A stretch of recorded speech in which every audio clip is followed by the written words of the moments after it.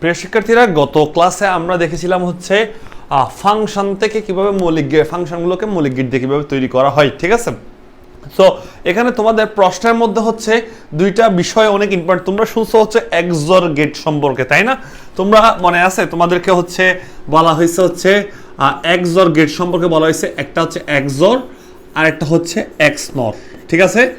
XOR গেটের জন্য আমরা সমীকরণ কি পাইছিলাম মনে আছে? আমরা মনে আছে A XOR B, হ্যাঁ। আর XNOR এর জন্য আমরা পাইছিলাম হচ্ছে A XOR B নট, এটা হচ্ছে XNOR, ঠিক আছে। এখন A XOR B এর মধ্যে তুমি যদি এটাকে ভাঙো, এটা কিভাবে আসে ভাইয়া পরবর্তীতে দেখাবো, বাট মাথায় রাখবা A XOR B মানে হচ্ছে A bar B plus AB bar, right.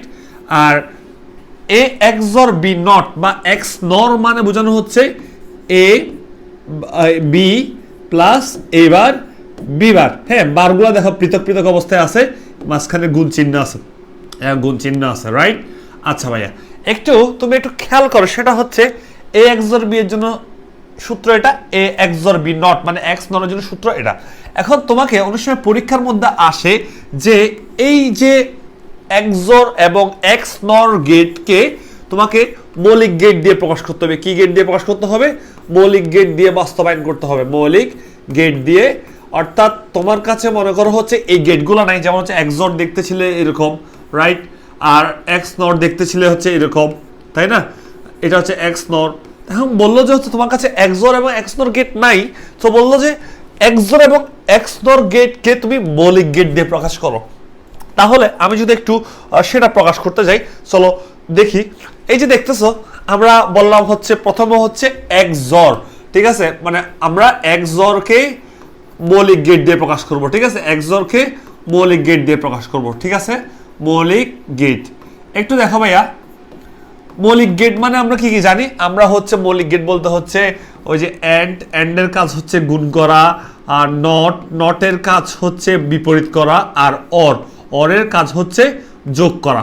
এখন একটু খেয়াল করো, এই যে দেখো, এটা হচ্ছে আমাদের কি? এটা হচ্ছে আমাদের A bar B plus AB বার, এটা হচ্ছে আমাদের কি?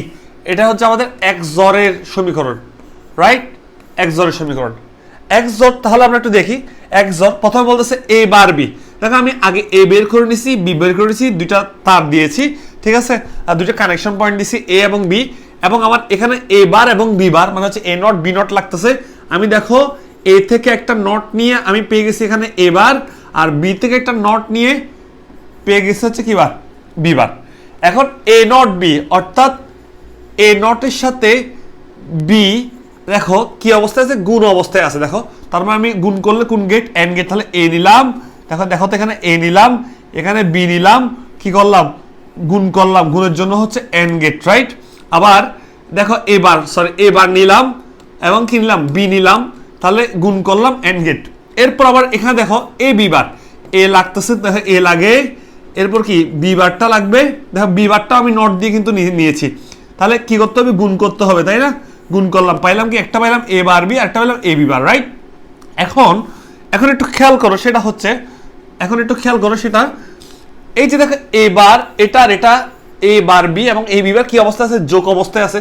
তাহলে যোগ করার জন্য কোন গেট? এই দুইটা ইনপুট নিয়ে আমি অর গেট অ্যাড করাই দিছি, দেখছো? অর গেট অ্যাড করে দিছি, তার অর্থাৎ এই দুইটা ফাংশন কি হয়ে গেল? দুইটা ফাংশন যোগ হয়ে গেল, বুঝা গেছে? তাহলে তোমাকে যদি বলা হয় XOR গেটকে মৌলিক গেট দিয়ে প্রকাশ করতে, তাহলে এভাবে করবা, ঠিক আছে। এখন আমরা দেখি XNOR গেটটা কিভাবে করবা। তাহলে দেখো XNOR গেটটার সমীকরণটাকে আমরা একটু দেখি। XNOR, তাহলে এটা হচ্ছে XNOR কে আমি মৌলিক গেটের সাহায্যে দেখাবো। কি সাহায্যে? মৌলিক গেটের সাহায্যে দেখাবো। তাহলে চলো একটু দেখি কিভাবে বলছে। খুবই খেয়াল করো, এখানে AB plus A bar B বার দেওয়া আছে, মানে হচ্ছে AB দেওয়া আছে plus A bar B bar, right. আচ্ছা, এবার হচ্ছে দেখো AB কি অবস্থায় আছে? AB হচ্ছে গুণ অবস্থায় আছে। তাহলে দেখো আমি A নিলাম, B নিলাম, দুইটা কানেকশন, এখান থেকে নিলাম হচ্ছে কি? দেখো এখান থেকে কি নিলাম? দেখো তো, আমি এখান থেকে A নিলাম, B নিলাম, গুণ করে দিছি, কি পাইলাম?